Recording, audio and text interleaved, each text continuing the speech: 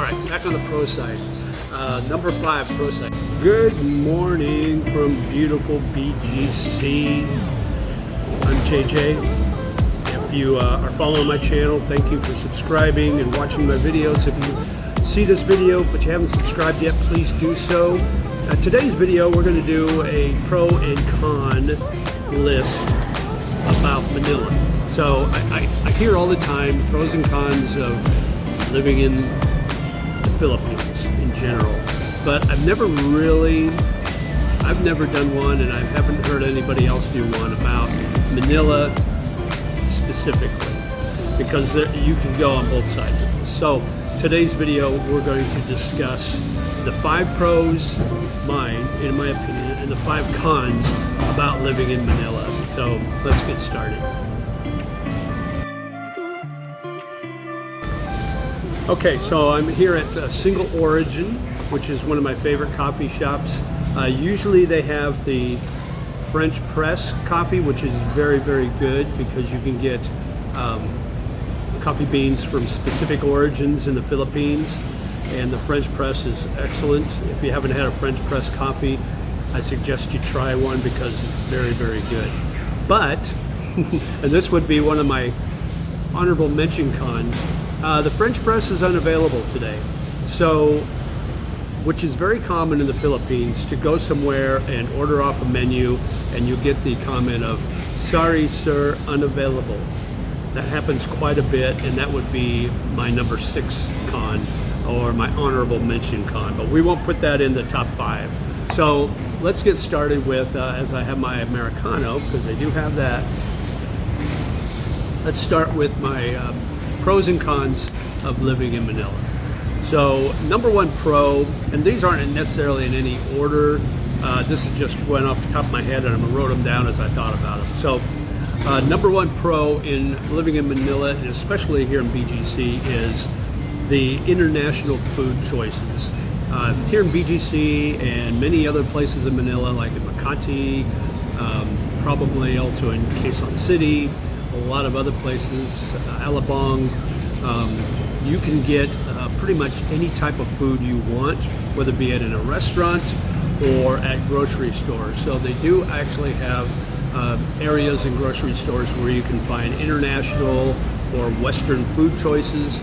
You can go to a number of restaurants here in Manila, especially in BGC and Makati, where you can get pretty much any type of international food that you want. You know, obviously the Filipino food is abundant everywhere, but if you like different types of Asian food, like Thai food or Japanese or Korean barbecue, you can get all those anywhere here. You can get the Western foods, like they've got all the franchises here. They've got Texas Roadhouse, they have Chili's, they have TGI Fridays, you know, just to name a few right here in BGC within walking distance of where I am right now. So you've got all of that. So if Western amenities or international food choices are a thing that you're looking for, Manila is a good choice for you to live, because you've got those options there, as well as the regular, you know, Philippine food.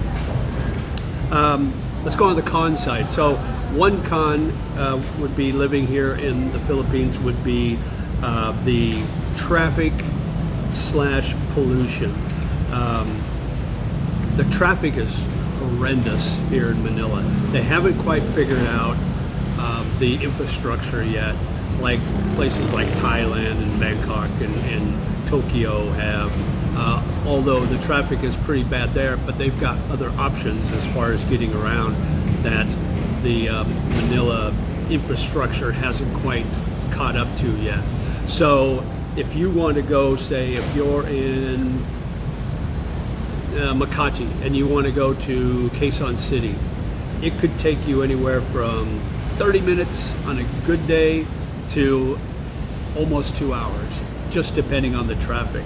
And it's just, it can be very horrendous. And along with that traffic, you've got bikes, you've got jeepneys, you've got buses, but they all are traveling on the same roads, so you're running into the same traffic situation.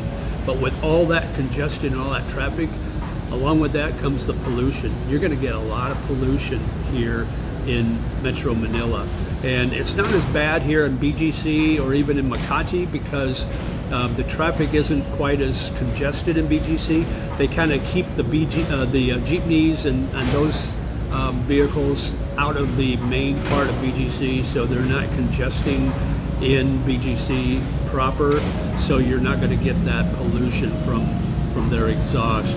Makati, you get a little more, but there's a lot of green space in Makati and BGC, and along with that green space, that helps with the pollution, keeping it away. So once you get outside of this area, then you're going to run into a lot of areas that might have some pollution problems. It's on a day-to-day basis, though. It's just like in Thailand and just like Bangkok or anywhere else in the world, probably, where you've got some issues with pollution when you're in a major city with a lot of traffic and a lot of people. So that would be number one on the con list. Number two, on the pro side, the people. The people of the Philippines are the most friendliest people that I've ever met in my 66 years of life on this planet. So it's amazing how friendly and how welcoming they are. Just don't mess it up. You have to come in here and you have to, especially if you're planning on staying for a long period of time or actually living or moving here, you have to learn to assimilate to the culture. You can't expect them to change and do what you do. You can't expect that. So the better, the sooner that you realize that, the more friendly they will be, the more accepting they will be, and the better your life is going to be, in other words. So, but the people are super friendly. You just say hi to them, and they greet you with a smile. They have the best smiles in the world, and they really are a welcoming culture and a welcoming people. So just enjoy that. Just enjoy that part of being in the Philippines or living in the Philippines. So number two on the con list is the heat. If you don't like hot, humid weather, you're not going to like living in the Philippines or anywhere in Southeast Asia for that matter, because you're going to get that problem pretty much everywhere unless you get up farther north in like North Korea and Japan and China. Then you've got more seasons. But here in Manila, you've got a couple of seasons. You've got the hot season, which we're getting into right now in mid-March. And then after that comes the rainy season, which is pretty much September through mid-December. And then you've got the nice weather, the cooler weather, mid-December through February. And we just got through that. So we got through weather where mid-80s was about the highs, and you even drop into the mid to upper 70s for the lows at night, which is very nice. You get a nice little breeze off the ocean, and it's just very, very pleasant. But now getting into the summer months here, you're going to get a lot of hot weather. Generally speaking, the temperatures hit about 93 every day. If you look on your forecast on your weather app, you're going to see every day 93, 93, 93, 93, 93 during the summer months. It's the humidity that really is a sticky one. And also you'll get a little bit of breeze late afternoon coming off the bay, but usually right about sunset or just after sunset, that breeze goes away and the air gets super thick and super sticky, and it can be very unbearable if you're not used to it, or if you aren't a big fan of hot weather. So you might adjust your calendar to fit those times. So high season is obviously in the Burr months, late in the year and early in January and February. Those are your high seasons for tourists. You're going to spend more to get here. You're going to spend more for hotels and Airbnbs. Your flight's going to be higher priced, but you're going to have cooler temps, and it's going to be a little bit easier for you to handle. But if you're living here, maybe plan your trips away from Manila, away from the Philippines, to go visit family and friends in cooler areas during the summer months here. So that would be number two con. Back to the pros. Number three pro is visa options. There are so many real convenient visa options. You can live on a tourist visa here for up to 3 years without ever having to leave the country. And all you have to do is every 30 days or 60 days, you just renew your visa, or you extend your visa time, and you pay your fee, and then you're good to go for another 30 or 60 days. And you can do that up for 36 months or 3 years without even having to leave. Now, if you happen to leave the country, say you want to go visit Thailand, like I do often, or Japan, or Vietnam, or Malaysia, or wherever, when you come back on a tourist visa, you come back, and these are most countries, I'm talking mainly, the US and Western countries, you can enter on a visa-free entry. And so you get your first 30 days free, and then you extend for another 29, and that 36 days, or 36 months starts over again. So every time you leave, you come back, that 36-month period of the tourist visa starts over again. So literally, you can just stay forever, just pay your visa extensions every month or 2 months, and you're good to go.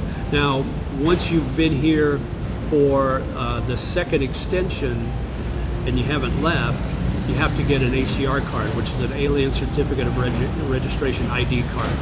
And there's a little bit of a fee involved with that. It's not much, but that allows you to travel throughout the country without having to have your passport.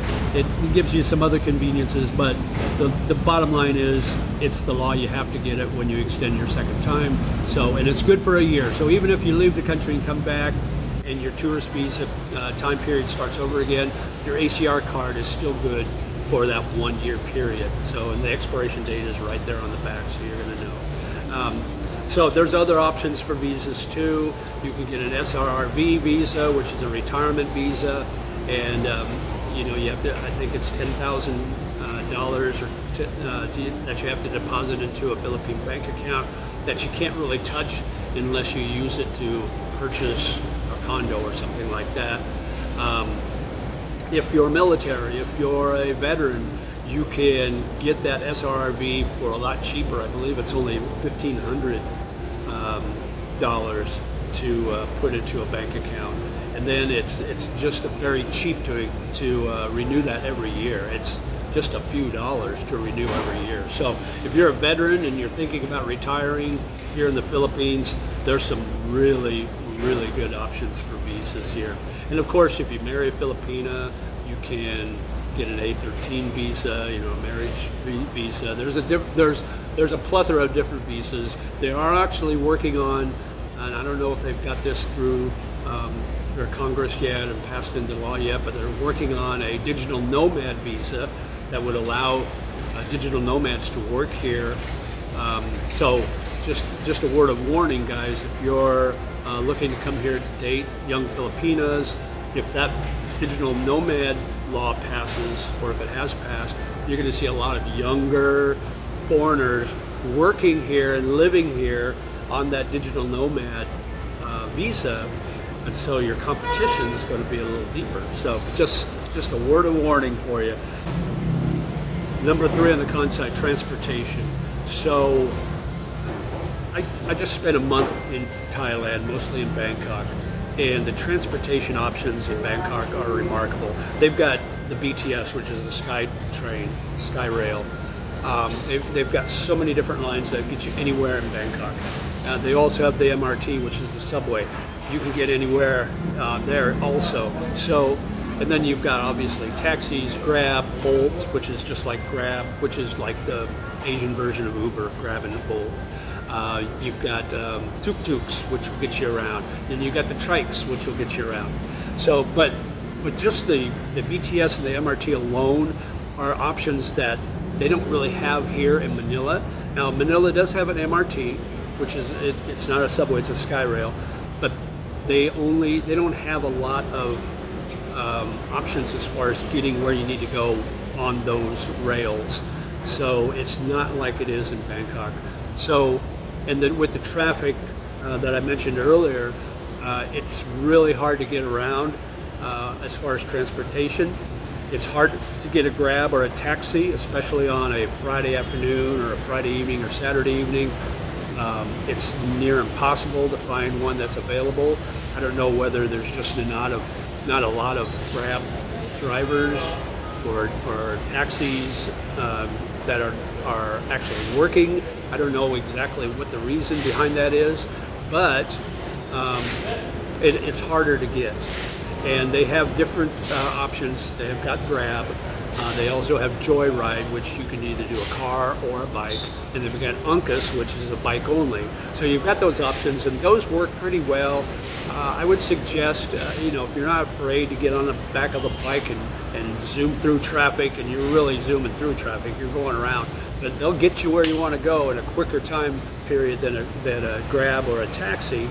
But if you're not afraid of doing that and zooming around, then I would suggest that. Now, I wouldn't go a long distance on a bike because it can be a little uncomfortable. If you're going 15-20 minute ride, that's not so bad. But if you're riding an hour on a bike, it can get a little uncomfortable. So just to be aware of that. But it's cheap. It's very cheap. But the traffic itself, the transportation options are limited as far as how to get from point A to point B here in Manila, and even out of Manila. I mean, you've got the airport, you've got Manila Airport, NAIA, but getting there can be a challenge just because of the traffic situation, and getting anywhere else on the island or to other islands because the Philippines has so many islands and so many different destinations. It can be a little bit of a challenge to get from one island to another or one destination to another. So transportation can be a con here in Manila. All right, back on the pro side, cost of living. Number 4, cost of living is very inexpensive here in Manila or anywhere in the Philippines. Even here in BGC, which is considerably more expensive than most places in Manila and the Philippines, and arguably the most expensive place in the Philippines, it's still probably about a third of what you would pay pretty much anywhere in the US or in the West. So, like for me, my condo, I've got a 1-bedroom, 50 square meter condo. It's a corner unit. I've got a great view of the golf course and Makati skyline and the polo grounds, and I can see where all the rich people live. But I'm only paying $600 a month for that, And so, to me, that's a great deal because I was paying almost $1,500 a month for my townhouse in Tulsa, Oklahoma, which is just a little bigger than this where I'm at now, but I was paying almost 3 times as much. So, the rent is cheaper. Now it is going up. I will warn you on that, but it's still a lot cheaper than you will get in the West. Other cost of living is groceries are cheaper unless you are stuck on getting Western amenities, Western groceries. Then you're going to pay more than what you would in the West, just because of the import fees and the taxes and that sort of thing. But if you're okay with buying the generic brands or the more local brands of different items, then you're going to save a lot of money. Go to the market. You can go to the markets and get your meat, get your fish, get your produce, your vegetables and your fruits, and you're going to spend even less money than you would at the grocery stores. But even at the grocery stores, you're paying less than you would overseas, over in the West or over in the US or Canada or Europe or wherever. So cost of living is a lot cheaper. Now I've heard people say that, oh, my electric bill is horrible. I watched a video the other day, and this couple, I think they have a big condo though. I think they have 5 air cons, but they must run them all at once because their electric bill was 40,000 peso, which is about $800. That's more than my rent. My electric bill averages between $2,500 and $4,000. I think the most I spent at my new place was just under $4,000, $3,500 maybe. So I've got 2 ACs. I don't run them both at the same time. If I'm in the bedroom at night, I'll run that one. If I'm in the living room during the day or out of the bedroom, I'll run that one. But I hardly ever run it because it never gets really hot in my condo because it faces the west, so I don't get the sun until late in the afternoon. So even with that, your electric bill is going to be cheaper than it is in the West. Your water bill is like you know, 300 peso a month, which is $6, $5 or $6 you're paying a month for your water bill. You know, high-speed Wi-Fi I have, I pay 1,700 peso a month, which is about $30 for high-speed Wi-Fi. So those expenses, now what you will spend more on, like I said before, the Western food and electronics, because a lot of those electronics are imported, so you're not just paying the cost of the item, but you're paying the taxes, the import taxes and the fees. So some electronic items are going to be more expensive depending where they come from. So that's number 4 on the pro side. Let's go back to the con side. Number 4 on the con side, you're really far away from your home. So, you know, I'm from the U.S., so I do miss my friends and my family being over here. I don't get to see them very often. So it's a trip, you know, 22 or 24 hours to fly from here back to the U.S. So if you live in the U.S. or Canada or somewhere in Europe, you know that it's going to cost you a lot to fly back, and it's going to be a long trip to get there, you know, 24 hours to get there. Now Australia might be a little closer, but I'm talking mainly U.S., Canada, you know, Europe, those places. It's gonna be a long trip for you, and so so you're not gonna be able to go on a whim. It's gonna be long and expensive to go there and back. So that's a big con, because you gotta get used to not seeing your family for extended periods of time. And so it's going to be very important that you keep in contact with them via social media or however. So that's what I do. You know, and you know, I'm a lonely bull in Asia, so I'm kind of used to being alone. So it doesn't bother me to the extent that it might bother you. You just have to kind of figure that out once you get here. If you're gonna, or even before you come here, it's like, am I gonna miss my family and my friends so much that I'm gonna be miserable when I'm here? You know, if that's what your answer is, then you probably shouldn't move here. Come visit, but you shouldn't move here. Now you're gonna make friends here. I had no problem making friends. I've got a small circle of friends here in BGC that are absolutely some of the best friends I've had ever. And I've got a group of friends in Thailand that I've made friends with too, through my trips there. So, no matter where I'm at, I've got a circle of friends. So that helps too. Obviously, I don't have family here.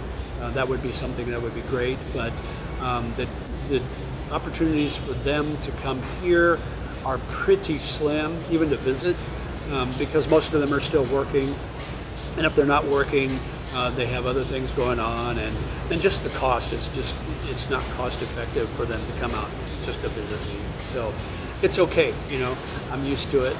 It's something that in 2 years living here, I've kind of gotten used to the fact that I'm not going to see my family or friends over there in the States very often. But I try to get back, you know, once a year, just to touch base with everybody and you know, get to see everybody again, which is nice. All right, back on the pro side. Number 5, pro side. Dating here in the Philippines is a lot easier than dating in the West. You're going to find that Filipina women are more receptive to dating foreigners and older foreigners even. So you're going to find the pool is larger as far as the number of Filipinas that are available here to date in Manila than the pool you have or had in the West. Just because of the age, just the age alone. You know, you can date somebody fairly young, and you can be fairly old, and there's no big deal here. They're more accepting of that age gap relation than anywhere in the West, especially in the U.S. Unless you're a Leonardo DiCaprio or a Robert De Niro, and you got a lot of scratch. Yeah, then you can date young girls. But if you're just like an average Joe or a lonely bull, it ain't gonna happen. Now, if that's what you're saying, obviously there's a lot of Filipina that are closer to your age, you know, that like what I'm dating. They're not as young as some of the others that are dating, of my friends, and some people I know that are dating a lot younger.